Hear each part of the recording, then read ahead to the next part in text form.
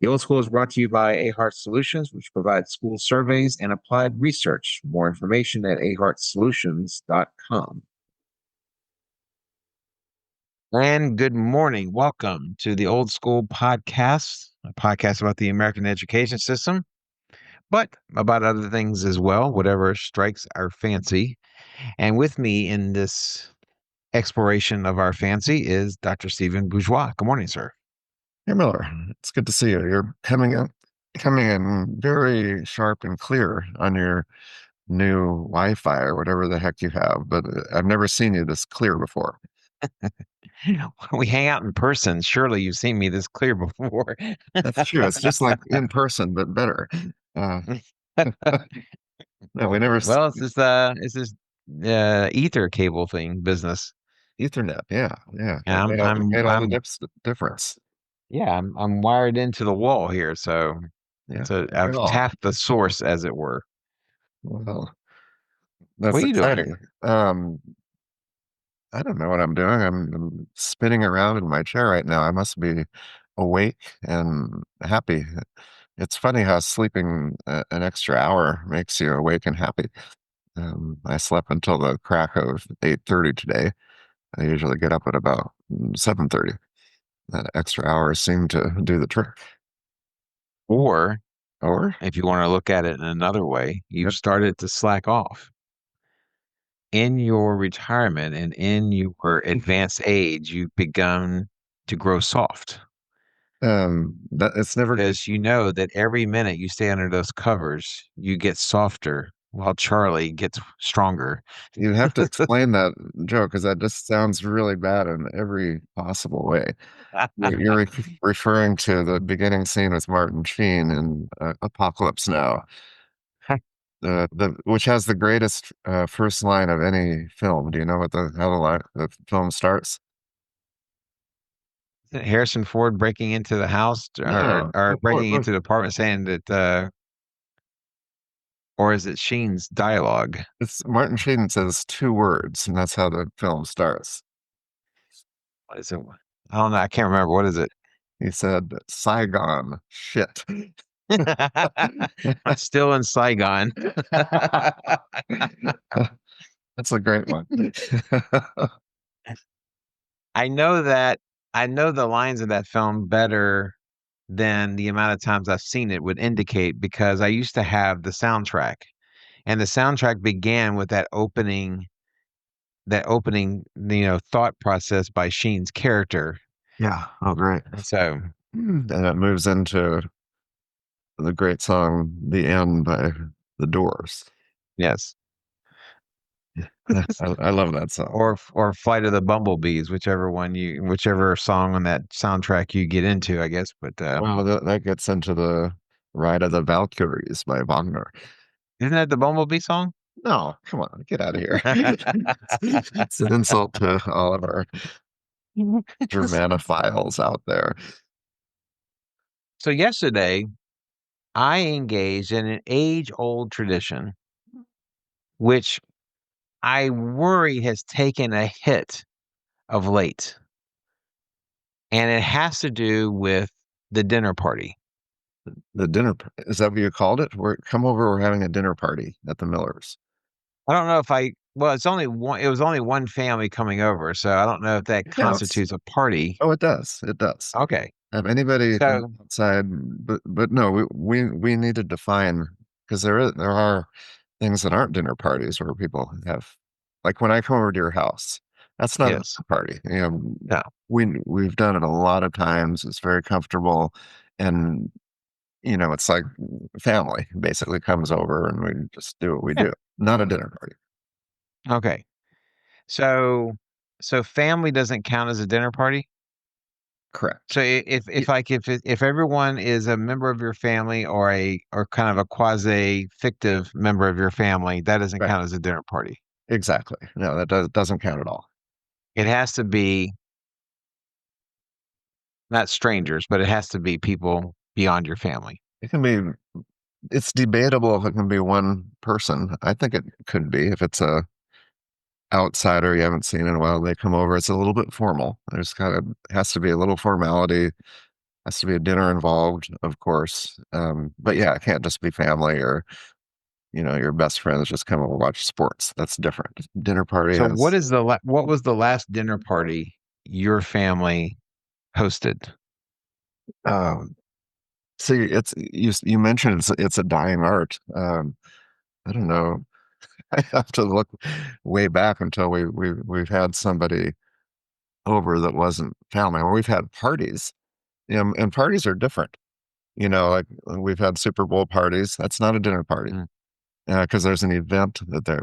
I mean, I had a party after my dad passed away, and that right. was not a dinner party because I think it does have to do with dinner. Honestly, if you have like snacks out and people are milling Grazing. about, there's not milling about during a dinner party. No grazing. There's alcohol and there's food, but it's not a you don't like say here's dinner's ready, sit down. That has to happen at a dinner party. So it's interesting you brought up your father because you said that your father was a prolific home entertainer, having friends over, playing the piano, whatever the case may be. Did that include dinner parties, or was he more kind of a master of ceremonies of a bunch of people coming over and doing what you were just talking about, where you had like music, you got food that people are grazing on, and people are just in general milling about and talking to one another? My mother did dinner parties where we had Okay. people come over, sit at the table, um, lots of cooking and lots of conversation at the table very late. Um, but after she had passed away, and my father, continued the tradition, but it was not necessarily sit down, here's the meal. That didn't happen. It was more inviting a lot of people over, and it was grazing. It was a bit of a jam session. We would play. We had a singer who would join us and perform. So it was sort of almost like a house concert, because that was really central. People came there for the food, the conversation. Also, they're going to be entertained a bit. Um, From your child's eye, from your mind's eye, how did you experience what your mom put on as opposed to what your dad put on differently? What was a dinner party like for a young Stephen Bourgeois? well, first, I wanted to ask because you were at our house once. Did Mhm. we have a party while you were there? It was a party, but it wasn't a dinner party, but it was No, a no, but we party. had that jazz thing where we Yeah, performed. yeah, yeah. Okay, so you know exactly what I'm talking about. Where Yeah.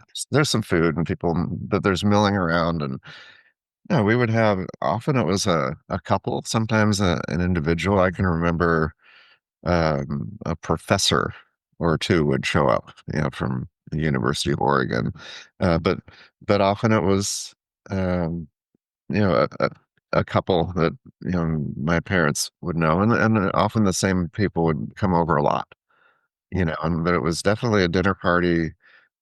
I remember it being more all at one table. So so an intimate gathering. So there Uh, wasn't a kids' table. Um, I, I I learned almost everything I know sitting at that table, Mm. main table, listening, and I think that's how I developed my acerbic wit, right? Sitting there because there was a lot of laughing and cackling and drinking and great serious conversation. But these were, you know, I remember people who were intellectuals who were making the points, arguing that a lot of people would wear these big cardigans, the men. But it was a wonderful, Smoking a pipe. yeah, yeah. There were pipes happening, but it was a wonderful gathering, and sometimes it would end in um, conflicts. Some tears were shed.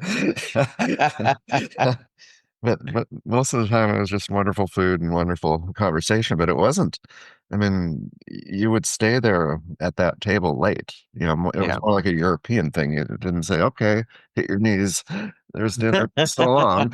Uh, then you continue drinking wine, and there would be a dessert, and so you're there for the evening. Very late into the evening, often. So would you agree with my initial assessment when we started this, that this is something that is not as prevalent as it used to be? And if that's true, And of course, we can only speak from our own perspective as to how popular it still is. But if it's true, what are we losing, if anything, by the fact that this is not as prevalent? Well, I do happen to have some statistics right here in the Journal of Dining and Home. They did You a made that up. careful study of the lack of no. I think that the dinner party is pretty much um, gone the way of the dinosaur. And we can theorize why it's been a gradual decline. Um, Right.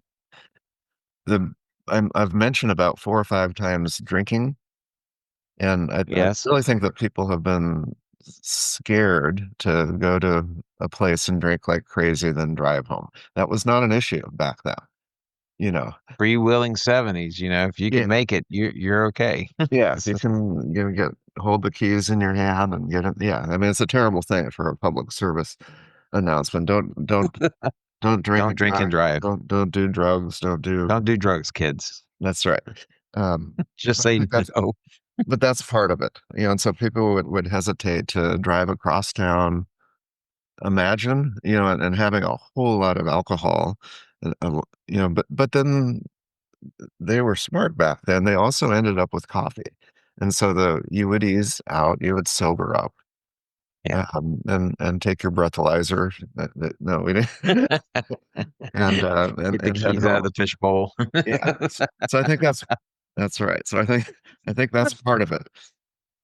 Um, That's part of it. but there's more to it, and that's the part that gets more social and more social commentary, and we're losing something because that was it's a wonderful idea. Um, I would say that today, people have trouble having that kind of a conversation. We're so easily insulted, and we're so much in our intellectual silos and our Facebook, Twitter feeds that people of different opinions can't argue in person anymore without feeling incredibly uncomfortable. And that didn't happen. I mean, people didn't, I mean, they didn't really talk about politics as much as all kinds of other things. Yeah. You know, but they knew how to argue. They knew how to let people recover from an argue with their dignity and be bombastic and so forth. And I think that we would find that today really uncomfortable. So we'd say, why do I want to do that again? We certainly have not lost our ability or our willingness to speak our mind. Matter of fact, you'll often hear people quite proudly say, I say what's on my mind. But what we have failed and what we have lost is the ability to accept the other person speaking their mind That's and right. saying what and responding or whatever the case may be. I so a few years ago, I used to do a salon in the kind of the proudest French tradition of a salon, and it's the reason why that magazine has the name it does. It fancies itself a meeting of the minds to discuss intellectual things or political things or whatever the case may be.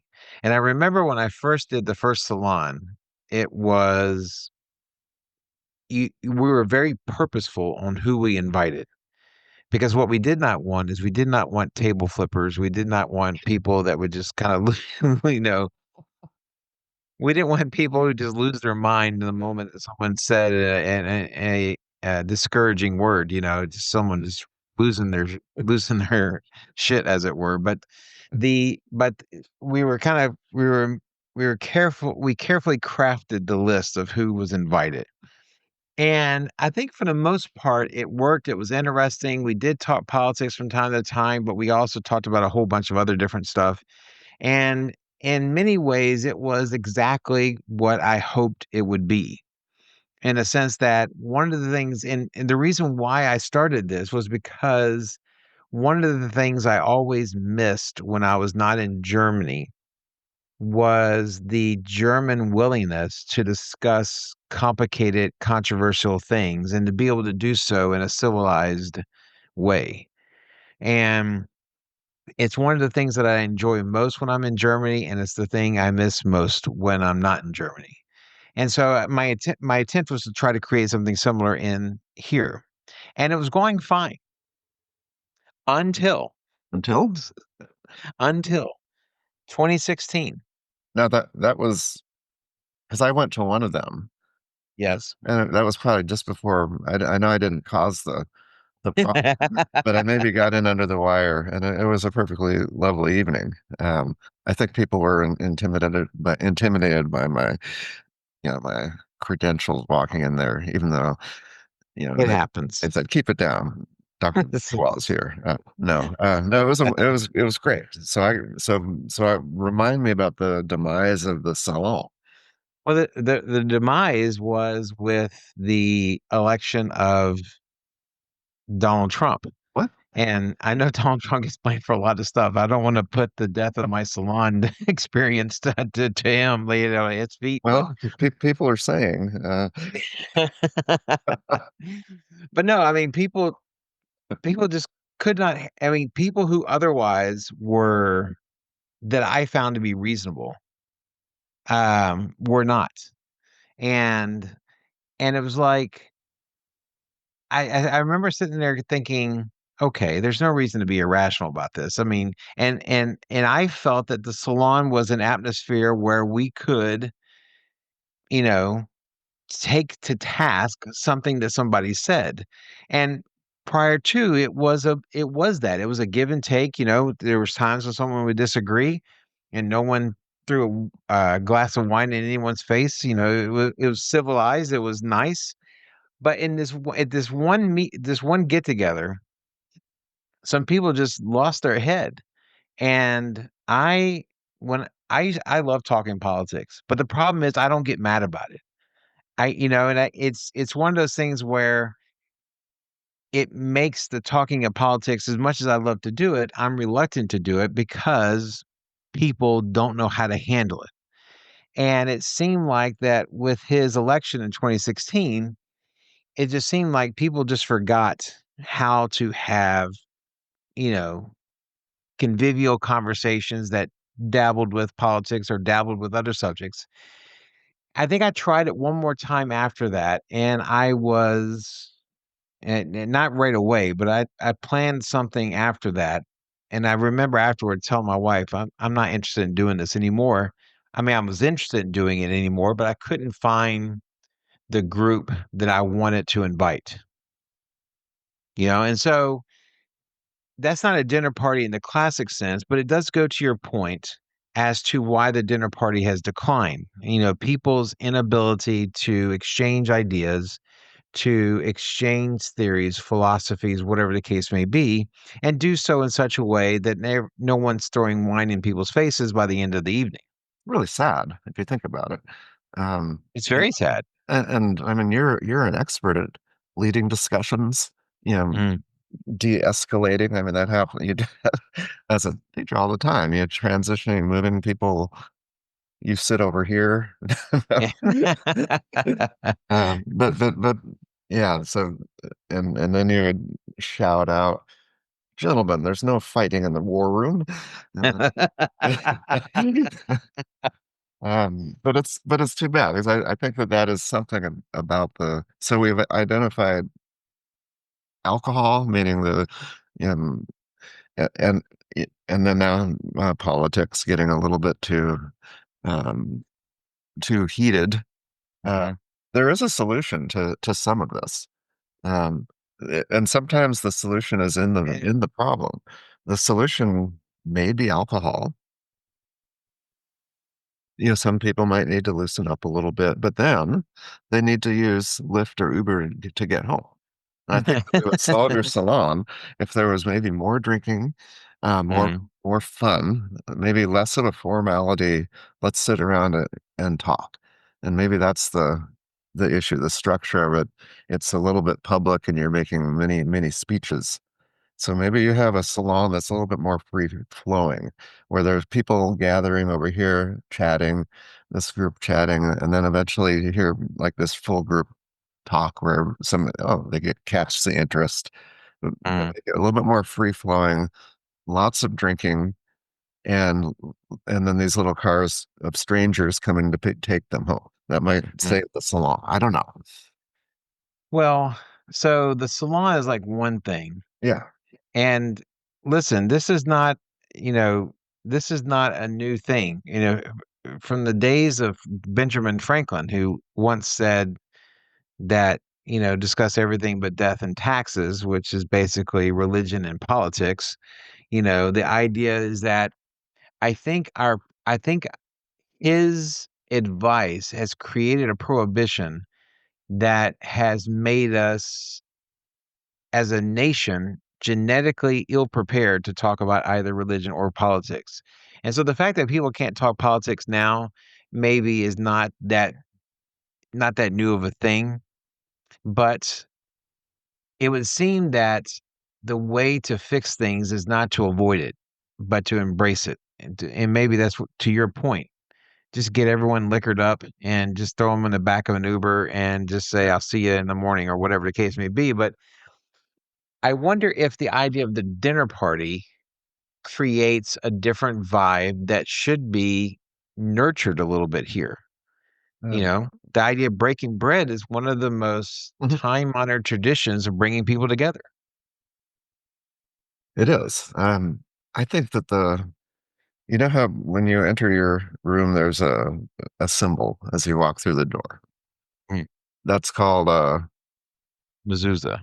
yes. And as you walk through, you're in a home and a sacred space, and so that's recognition of that. And maybe within that space, there is no converse. I mean, there's so much under the sun to talk about, and to get back to the 1970s and 80s, there were way more interesting things to talk about, than Richard Nixon. And I mean, I don't remember people talking about, the Vietnam War, all these things that we think are really controversial. That they talked about anything but that. And they didn't talk about, well, there was talk about Was really, that a conscious decision? Like when your mom invited people over, did conversation not go towards the war or towards the recession that we had in the late 70s with the oil crisis and all that? Was that not a topic of conversation by design?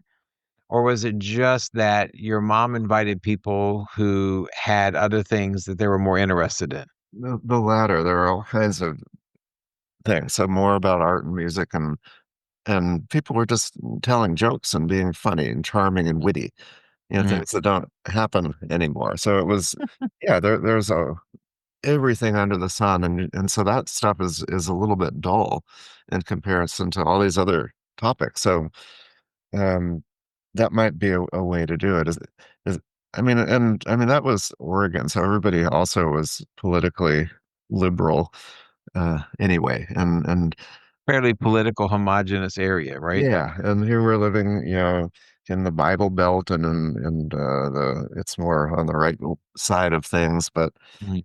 so they could have gotten off easy just because of the people were of one mind, but I don't think so. I think there are a lot of different opinions happening, but they just didn't talk about um, those things. That was it, but it was kind of a little bit of a rule. It was, you don't need to poke the bear, and particularly if you know somebody has a different view, Mhm. why get into that? That's not very fun. Right. I remember listening to an interview with Dick Cavett. I used to love listening. Yeah, I I could like listen to Dick Cavett talk all day long, but I remember him doing an interview once with Kirk Douglas. And Kirk Douglas had done quite a few films with John Wayne. And Cavett, probably trying to poke the bear a little bit, but Cavett said, you and John Wayne have very different political viewpoints. And he said, listen, he said, I've worked together with him in 4 or 5 films. Every time we do a film, we'd have dinner together. We just don't talk about it, yeah. because there were so many other things that the two had in common. Right. There was no need to bring up something that was potentially divisive. Yeah. And so maybe that's the key. Although you think to yourself, and maybe this is a dumb aspiration, the idea of creating a society where it's okay to talk politics. Maybe the fact that the Americans are not like the Germans in this regard is not anything other than a cultural difference, and there should be no attempt to try to remedy the situation. Mm. It's kind of hard for us to, put ourselves in shoes of people who have trouble having conversations. I mean, you and I don't agree on, I mean, we disagree on some real fundamental things. Yeah. Politically, philosophically, we agree on a million things as Hmm. well, but we never have any trouble navigating differences at all. I mean, it's never been a, and so I think that those skills and that ease is what the world needs in a way. And I mean, we're seeing it with public discourse. People are getting some terrible examples, out there from watching the media where they're everybody's trying to prove themselves right and you know, finish off the opponent in a debate type style in a very short talking point. And that's not ideal for a dinner party conversation, right? You've been vanquished. Yes. But do you think that that is the only thing that's keeping the dinner party on the peripheral? Is the possibility of uncomfortable conversational topics? Do you think there's anything else? And again, are we really losing anything? It goes back to our earlier discussion about albums. Are we really losing anything by not having it? Are you and I just engaged in a bit of good old day syndrome? Or is there something seriously problematic about the fact that people can't seem to break bread together anymore? I have another theory. I'm coming out with nothing but theories today here, Miller. You have vision and the rest of the world wears That's bifocals. right. I mentioned alcohol. I mentioned religion and politics. But the maybe the main thing is the dinner portion. People don't cook anymore. I mean, we cook, we Yes. learn to cook and so having people over, we get excited, let's cook, let's barbecue, let's bring something out. And you're incredible about that, and you have an incredible variety, when I go to the Millers, what's it gonna be, and Right. um so cooking, being and enjoying the preparation, I mean, that's a lot of work, behind the Mhm. scenes, getting it's a lot of pressure for some people who aren't. I don't think people cook like they used to, and there was this whole cooking culture, and it was a big deal. And to be invited, to have a meal with my mother cooking was something people look forward to. This is going to be incredible, and we sit down and we can't wait to see what she brings out. You know, and Mhm. I think it's a lost art as well. And people are flying around, getting fast food, so not spending as much time preparing. And that was a big part of the dinner party was you put the time in and you prepare and you do it yourself. Mhm. Yeah, I guess so. I mean, I know people cook, but I think for some people, maybe cooking is a perfunctory thing that it's a requirement, it's not a pleasure. And I think for you and I and other people who are wired that way, there's a certain pleasure about bringing together a meal for the purposes of serving it to someone else. It's joy. It's a little bit of stress because you want it to taste good. You got friends coming over, you don't want them to have bad food. And so it's not without its detractions, but at the same time, there's like a joy of putting something together. And even though a lot of people cook, they cook mainly to get through the week. Yeah. It's like a penalty kill. You cook during the week and then you go out to dinner on Saturday or something like that or Sunday. Yeah. And so for a lot of people, it's just something that's a component of the weekly grind of getting the family to school or getting the family to work, and it's not seen as a pleasure in and of itself. So I don't remember these events necessarily being on the weekend either. Mm, Quite often it was in the middle of the week, not always, but yeah. Did your mom work? Um, not there were times when she had it worked on a weekend, worked at a gift Yeah. shop, but mainly no. Okay. But also my dad did work on the weekends. He was out playing the piano. And Mhm. and then football on Sunday and whatever else. So they tended to be in the week actually. Um, and people were wired that way too. I mean, Mm. the idea of staying up late on a work night, having a party, drinking, whatever, it was a different era, you know? And it's something else that differentiates, and I hate to keep making comparisons to Germany because Germany doesn't have it all together across the board, but neither do we. But I used to marvel at the fact that they would have a birthday celebration. I said, "Oh, is it going to be like Friday or Saturday?" It's like, "No, it's Tuesday. That's when his birthday is." It's like, Oh yeah. it's like why would we have it on the weekend if his birthday is on a Tuesday? And it's not nonplus to anybody Right, to go ahead and have a soiree on a Tuesday night right. after a long day of working and with the prospect of working all day on Wednesday. That doesn't seem to deter anyone. That's right. And often I mean, with a dinner party, you might pick a couple of couples. I mean, you kind of pick people that maybe don't know each other and get acquainted, and that's sort of fun, or you just have people over. But we're not talking about this occasional thing. I mean, this would happen every couple of weeks often, and particularly in the summer where you could sit on the patio and talk, and then you move into the dining room. So there's usually some movement too. It wasn't like you walk in the door, sit down, it's time to eat, you know. So there was a art to it where the meal is being made.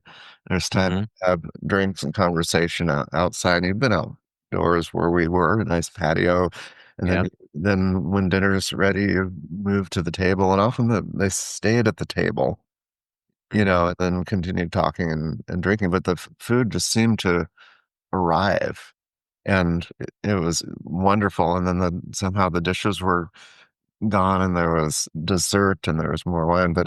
And I think it had to do with my parents and how they could, orchestrate that without it feeling like a big deal, or it wasn't part of they just did it. And I think everybody was really good at that. But there are some incredible cooks. And I remember not only having them at the house, but going to them, and as a Mm. kid, you just kind of went begrudgingly a lot of places and didn't want to be, it was more comfortable at home. But still, we had some incredible meals at different places too. So everybody did it. It was meant to be reciprocal. Um, and that, I think we've lost that. So when you are invited to somebody's home, then probably you're going to have them over at some point as well.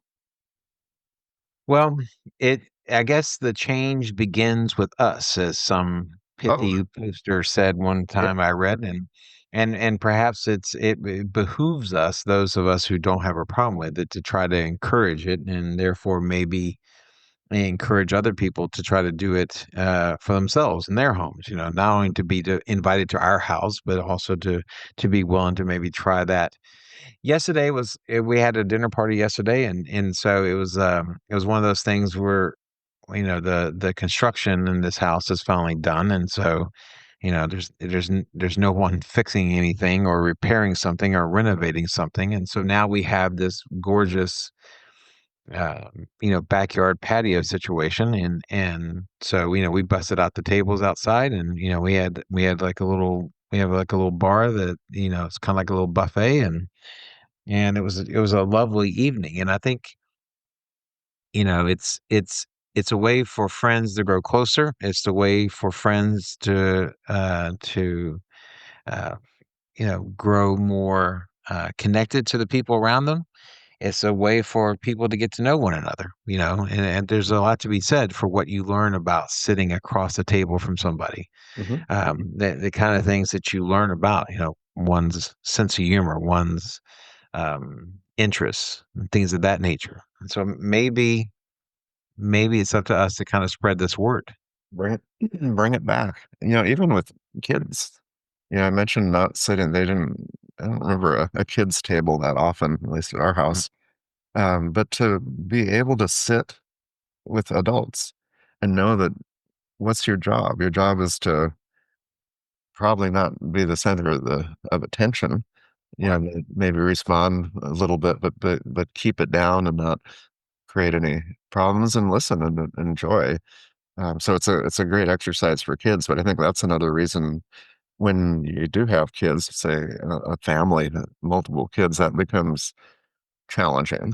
To have Well, it a becomes another obstacle, another problem to address. What are we going to do with the kids? yeah, and uh, and for us, with our daughter, it is something where, well, first of all, it's never been a situation where she would have like technology at the table. The table was always sacrosanct, and there were certain occasions that you never brought technology to the game. Even if we went out to dinner, she would never be allowed to have any technology at the table because it defeats the purpose of sitting around a table.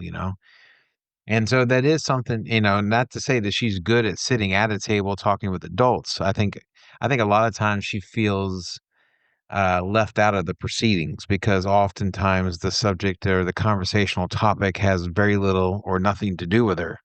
And so now I can tell her that, this is good practice to be able to talk to adults, to be able to engage in things that they're interested in. Um, but that's a legitimate concern. so as people get older and become empty nesters, you maybe that's the time to have that couple come over to the house or one person and But then you're out of practice. You don't know how to do it. yeah, or you're too old to enjoy it and you have like, It's, little it's aches and too late. They won't leave after 7. yeah. But I think we outlined a lot of reasons why it doesn't happen. But it should. I mean, we're missing, some of the best times that you can have, eating and drinking and talking to friends.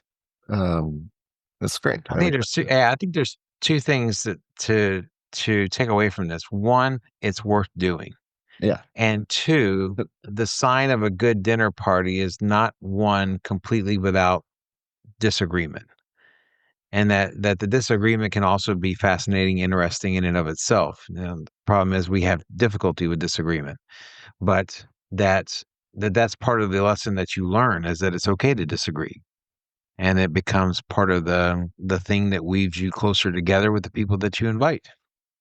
and as people drink more wine, uh, they disagree a lot louder. They laugh a lot louder, and there's more tears. All the things that we need. Like Jim Valvano said, every day you should laugh and you should cry, Yeah, right? yeah. Because those are the essential elements of what it means to be alive, to That's to right. find joy and to suffer. So So yeah, so if you go to a dinner party, you're gonna get both of those. at least at ours. That's right. Oh my God. Well, great conversation. Good topic. Totally. Um, And have- I have worldly wisdom to share about when you're invited to a dinner party, that half of life is showing up. So you go. You get invited to it, just go. It's not going to be the same party without you, and you'll have no experience if you don't go there. Just go. yeah. FOMO, fear of missing out. That's right.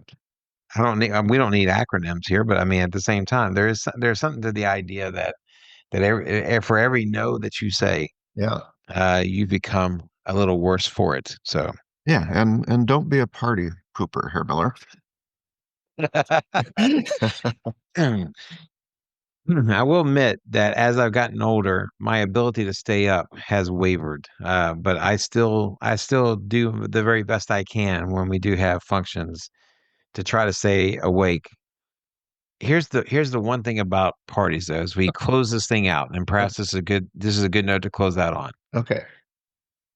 My wife is from Kansas, and there is something called the Midwest goodbye. Uh, Midwest goodbye, by definition, is a parting of ways that is prefaced by a 10 to 20-minute walking to the car. yes. And it's to me, it's like nails on a chalkboard. say goodbye and then close the door for the I, love of God. it's wow. I thought you described it beautifully because it does continue. There's people are walking backwards, but they're talking and then they'll stop and it'll spill out into the street. On one level, it's charming. On another level, it's infuriating. And not since I'm not from the Midwest, I have not been blessed with my endurance to deal with this. But Uh, so maybe this is the last nail in the coffin of dinner parties. Hopefully not, though. No, you're good at taking your leave. You basically say, "I'm leaving now."